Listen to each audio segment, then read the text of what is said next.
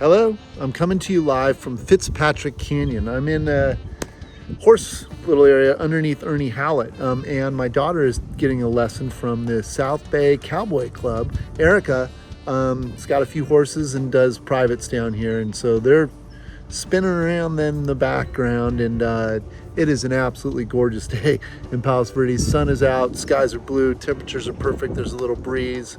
It's really nice. I love talking about the history of Palos Verdes. I love getting into why the lifestyle here is so great, whether it's hiking, horsing, water stuff, all kinds of things. I'm happy to share my experience and my love for this area with you, as well as the really rich history of all the different neighborhoods, especially Palos Verdes Estates, which was really unique as a planned community, the first planned community, and the rules that they have. There are specific rules in Palos Verdes Estates and Rolling Hills that you need to follow. They both have an architectural jury, an art jury, that is basically a homeowners association that has specific requirements for how big your home could be, what the outside decor is, and lot coverage and things of that nature. So really important to understand that if you're buying in either of those two cities, you gotta use a local agent that knows these rules, or you could get stuck buying something that transfers over to you automatically that maybe you were not aware of. So I highly recommend using a local agent. If you need some referrals or want to talk to me, please give a call. All right, let's jump into what's going on, because this is going to be a while.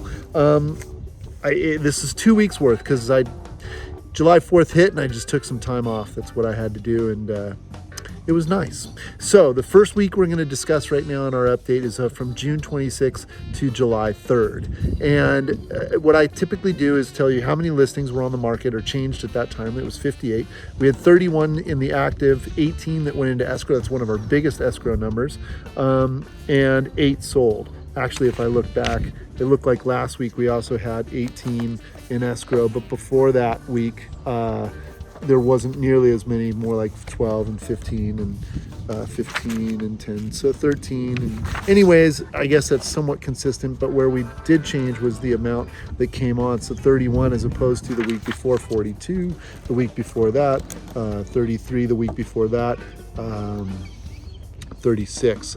So we are seeing more homes on the market. We are seeing a lot of price reductions. So looking at this last week, active homes currently in Palos Verdes just for that week, 31. 19 of them are price reductions. Let's look at a few in specific. 1709 Espinosa Circle came on. That's a really gorgeous area. It does have a lot of peacocks. It's a nice little cul-de-sac. This house came on at 1583 square feet for 1.675. That's a deal. That's pretty good. 1716 Via Zarita I wanted to mention, because this is a home that sold for 2.43 in April of 22. They're back on the market at 2.495. They did do a little work to the kitchen, and they did a little work to the primary bathroom. So we'll see if that's enough to get this home sold. We've seen that the market has slowed down since 21 and 22 when the interest rates were really low. So now that the interest rates are hovering, upper 6s into the 7% range, it is a little bit slower. There's good value on 1336 Palos Verdes Drive West. That's just a beautiful home. It's on a busier street, but very gorgeous home. Another one I wanted to mention was Chandeleur, 2063 Chandeleur. It's in the Marylest area. That's the only home out of all of these 31 that actually went up in price. That home is a really good lot. It's a really big house. It's priced pretty well, even now with the increase, and it's got a lot of mature fruit trees, which is pretty interesting.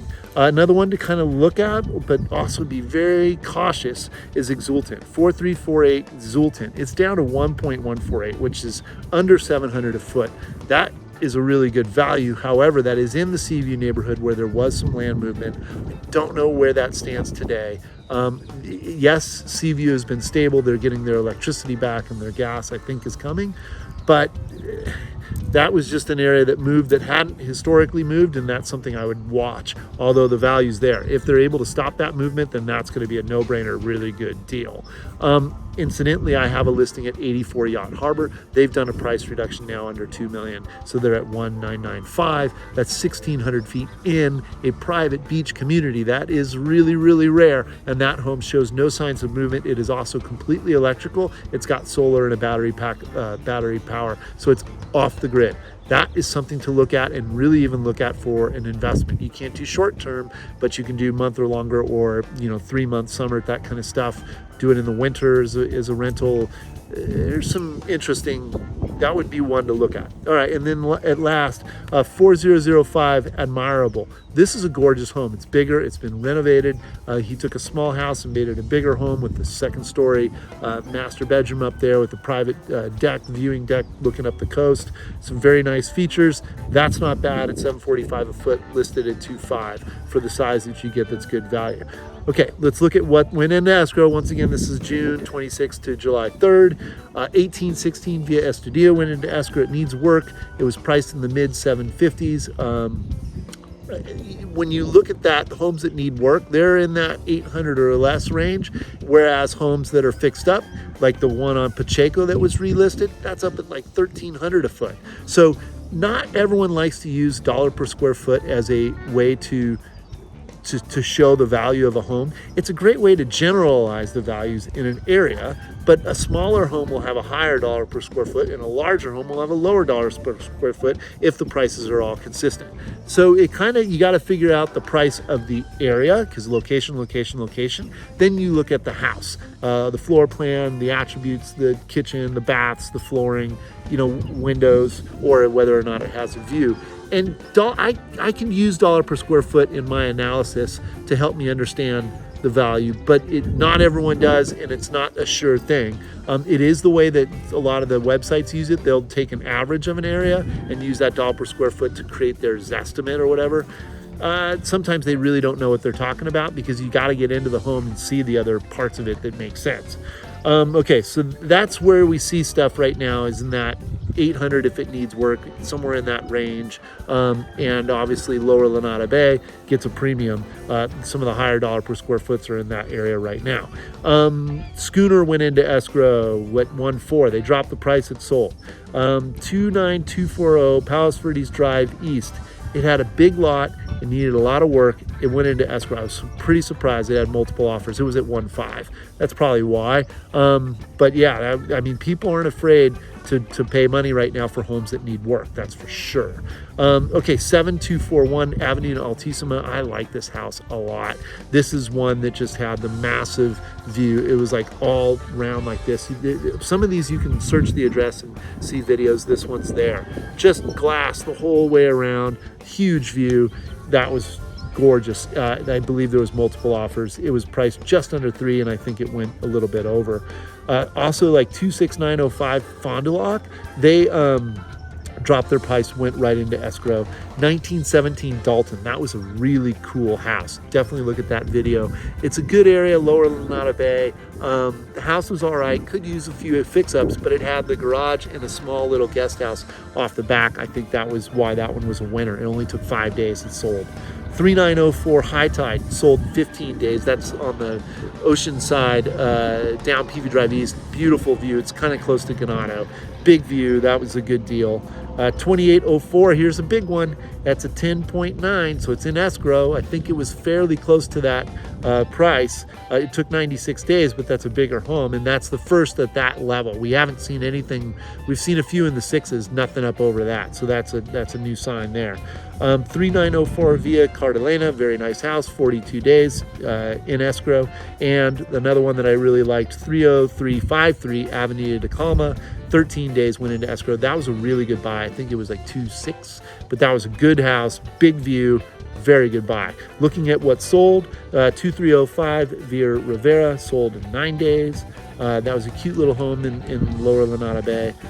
Via Alacants, which was in the Valmonte section, 1,200 a foot. The one before it, the Via Rivera, 1,200 a foot, basically. 2.95 for the Alacants. Moving into Rolling Hills, 4 Chesterfield sold.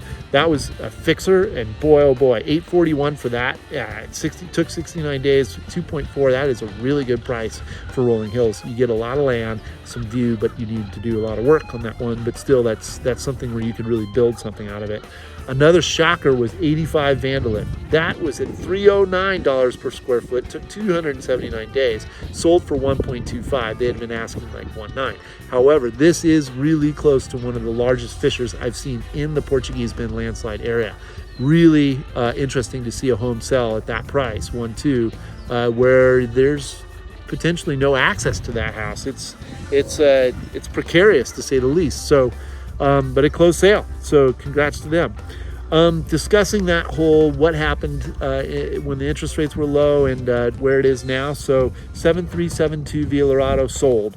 That sold at $1,287 a foot, which is really good for Rancho Palos Verdes, especially for that Point Vicente neighborhood. That's a big dollar per square foot number, but it had a good view, and it was a nice fixed up house, single level.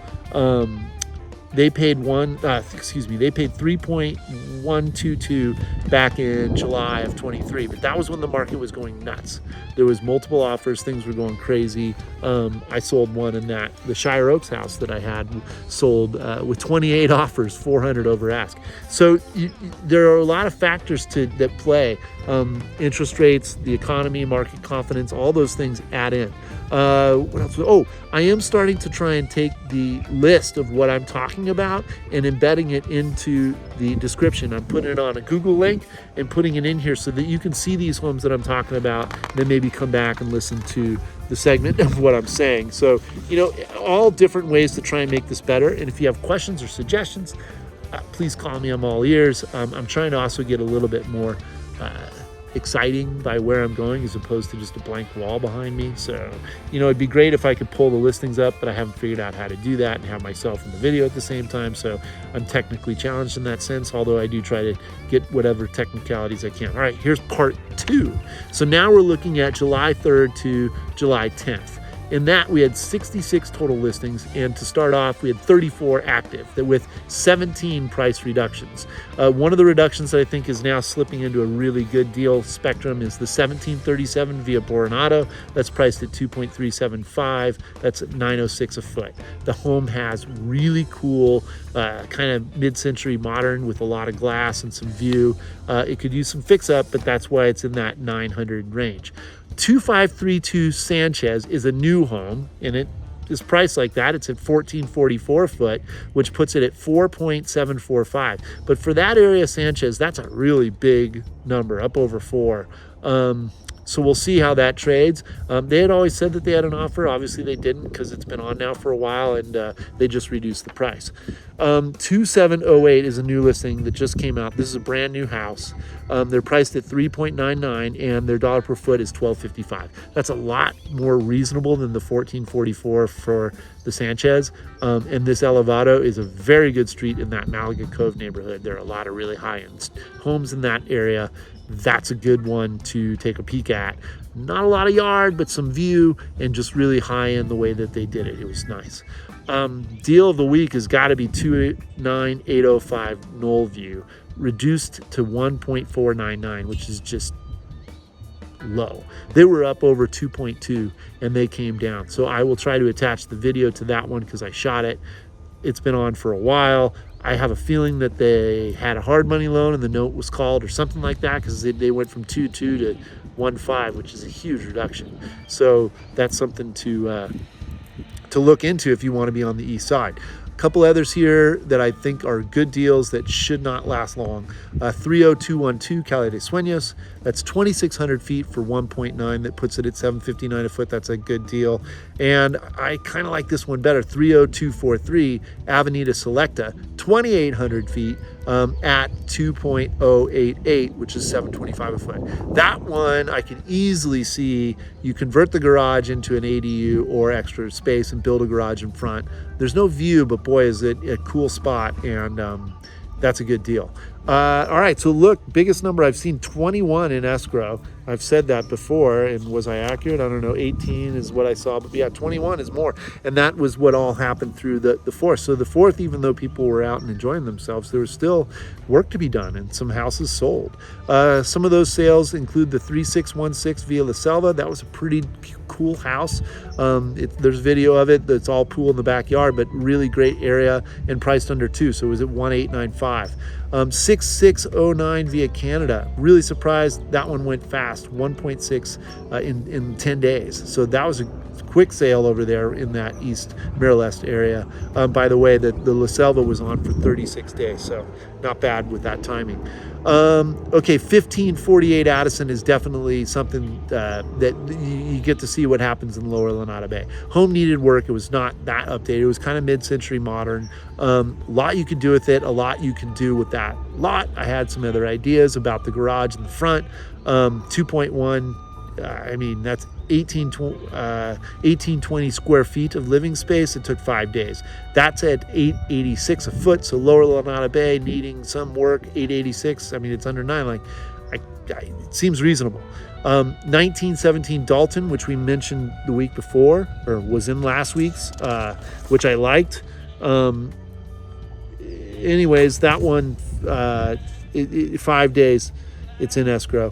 109 Via Ardilla is also one in the Valmonte section. 12 days, it was listed at 1949. A couple things that sold in this last week: 7233 Rue La Fleur, which is in the Point Vicente area. That's 2.4. That's $857 a foot. That's for a 2,800 square foot house. That's pretty good. And then we have 26803 Basswood. It's a little over $2 million. That's a pretty big price for basswood. $963 a foot for just about 2,100 square feet. And then 30214, this was a pretty nice house. It was a mid-century modern, big flat backyard with a pool. So they were $957 a foot. It's 2,400 feet, so that put it at 2.3. So things are still happening and moving. We do have quite a bit of inventory, but I've been busy the last week through the holiday, and it's cranking this week too, which is nice. I mean, I like being outside right now. It's so beautiful, and lots to do, and gonna have to kind of get away sometime soon, go up to the mountains or something, but it's been great. And so if you have questions or would like to talk about the market, or if you want a personalized list of properties, please let me know. I'm happy to set that up for you. Thanks so much for watching. Sorry it was long, and we'll see you soon. Have a great day.